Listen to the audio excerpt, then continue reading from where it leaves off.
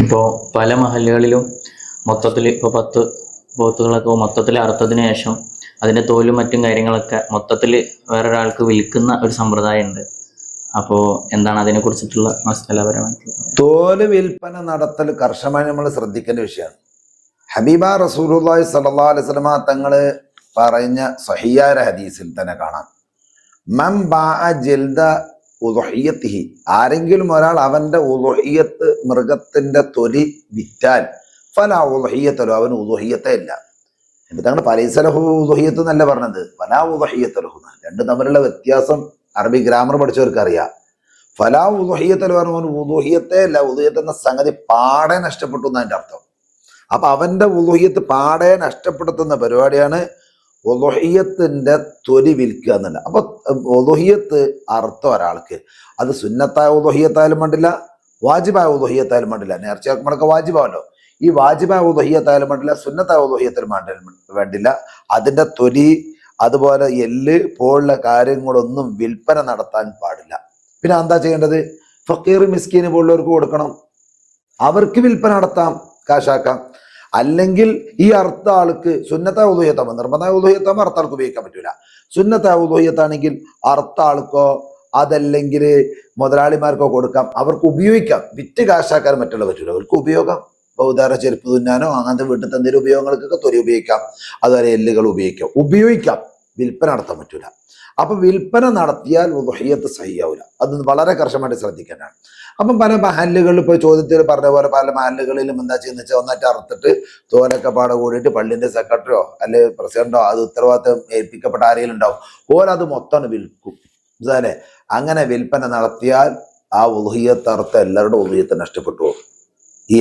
ഈ വിറ്റ ആള് ഫക്കീറോ മിസ്കീനോ അല്ലെങ്കിൽ ഈ വിറ്റാണ് ഫക്കീറ മിസ്കീനാണെങ്കിൽ പ്രശ്നമില്ല. എല്ലാവരും അർത്ഥ നാട്ടിൽ മാലിലർത്ഥമൊക്കെ പാടത് മിസ്കീൻ അയാൾക്ക് കൊടുത്തു, അയാൾ എന്ത് ചെയ്തു? അത് വിറ്റു, പ്രശ്നമില്ല. അതേസമയം ഒരാള് മറ്റേ ഒരു മുതലാളിയായ ആളെ ഉദാഹരണം പറയാം, പള്ളിയിലെ സെക്രട്ടറി അത്യാവശ്യം നാട്ടിൽ തന്നെ സമ്പന്നനാണ്, അത് ഫക്കീർ മിസ്കീനല്ല, മുതലാളിയാറിന് അർത്ഥത്തിലുള്ളൂ. സക്കാത്തിന്റെ അവകാശിയെ ഫക്കീർ മിസ്കീൻ. ഇതല്ലാത്ത ഒരാളാണ് ഈ സെക്രട്ടറി എന്നുണ്ടെങ്കിൽ അയാൾ വിൽക്കാൻ പാടില്ല, വിൽപ്പന നടത്തിയ സഹിയാവില്ല.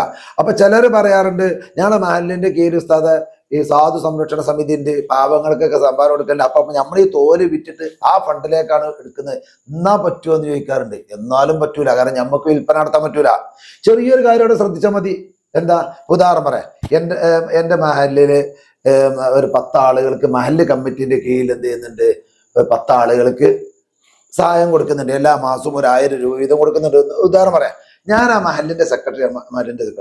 അപ്പൊ എനിക്കെന്ത് പറയാം, ആ 10 ആളുകൾക്കൊന്ന് ഫോൺ ചെയ്യാം. ഞാൻ അത് ഹലാലാഗമത്തിന് വളരെ സിമ്പിളായിട്ട് ചെയ്യാൻ പറ്റുന്ന ഒരു മാർഗ്ഗമാണ് ഞാൻ പറഞ്ഞത്. ഞാൻ ഈ 10 ആളുകൾക്ക് ഫോൺ ചെയ്യാം. 10 ആളുകൾക്ക് ഫോൺ ചെയ്തിട്ട് അറിയാം, ഇന്ന് നമ്മളെ മഹല്ലിൽ ഉളുഹിയത്ത് അറുക്കുന്നുണ്ട്, അതിന്റെ തൊലിയൊക്കെ നിങ്ങൾക്ക് തരാനാണ് ഓരൊക്കെ തീരുമാനം. അപ്പൊ ഇൻഷാ അല്ലാഹ് ആ തൊലി അവരുടെ അടുത്തുനിന്ന് വാങ്ങിയിട്ട് അത് വിൽക്കാൻ വേണ്ടി നിങ്ങൾ എന്നെ വക്കാലത്ത് ഏൽപ്പിച്ചാൽ എന്നാ ഞാൻ അത് വിറ്റിട്ട് എന്ത് ചെയ്തോളാം, പൈസ തരാം എന്ന് പറയാം. അപ്പം ഇവരെല്ലാവരും ആയിക്കോട്ടെ, അത് ഞങ്ങൾ നിങ്ങളെ വക്കാലത്ത് ഏൽപ്പിച്ചു എന്ന് പറഞ്ഞു. അപ്പൊ ഈ ആളുകളൊക്കെ എന്ത് ചെയ്തു? ഈ അറവ് നടത്തിയ ആളിൽ നിന്ന് തൊലി വാങ്ങാനും അത് വിൽക്കാനും സെക്രട്ടറിനെ വക്കാലത്തേറ്റു. സെക്രട്ടറി വക്കീലായി.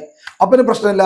ഇവരെ കറുത്തതിന് ശേഷം അവരുടെ നിന്ന് സെക്രട്ടറിക്ക് എന്ത് ചെയ്യാം, ഒരു എല്ലൊക്കെ വാങ്ങാം, എന്നിട്ട് എന്ത് ചെയ്യാം, അത് വിൽക്കാം, വിറ്റിട്ട് ആ കാശ് എന്ത് ചെയ്യാം, ഇവർക്ക് കൊടുക്കാം എന്നല്ലാതെ അതൊന്നും ഇല്ലാതെ ഇവരർക്കുന്ന് അറുത്തൊരു തോരൊന്നായിട്ട് സെക്രട്ടറി മറ്റേ പ്രസിഡന്റൊക്കെ വന്നിട്ട് എന്ത് ചെയ്യുന്നു, അതൊന്നായിട്ട് വിൽപ്പന നടത്തുന്നു.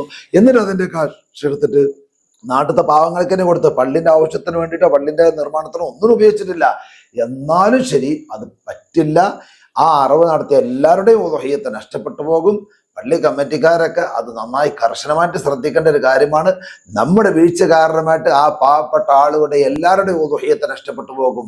നമ്മൾ പടച്ച റബ്ബിന്റെ അരികിൽ മറുപടി പറയേണ്ടി വരും. കുല്ലുക്കും റാഇൻ വകുല്ലുക്കും മസ്ഊലുൻ അൻ റഇയ്യതിഹി. നിങ്ങളൊക്കെ ഭരണാധികാരികളാണ്, നിങ്ങൾ ഭരണീയരുടെ കാര്യങ്ങളെ കുറിച്ച് പടച്ച റബ്ബ് ചോദിക്കുക തന്നെ ചെയ്യും. മുത്തനബി തങ്ങൾ വളരെ വ്യക്തമായി പറഞ്ഞാണ് വിറ്റാന് ഉളുഹിയത്തില്ല. അപ്പൊ ആ പാവങ്ങളുടെ ഉളുഹിയത്ത് മുഴുവൻ നഷ്ടപ്പെടുത്തിയതിന് ഈ കമ്മിറ്റിക്കാര് ഉത്തരവാദിയാണ്. അതുപോലെ ഈ കൊടുത്തൊരു ഉത്തരവാദിയാണ് അർത്ഥവരും. കാരണം കൊണ്ട് ഇത് വാർക്കണതിന് മുമ്പ് നമ്മൾ അതിന് മസാല പഠിക്കണ്ടേ? ഏതൊരു കാര്യങ്ങളിലേക്ക് നമ്മൾ ഇറങ്ങുന്നതിന് മുമ്പ് അതിന് മസാല പഠിക്കണം.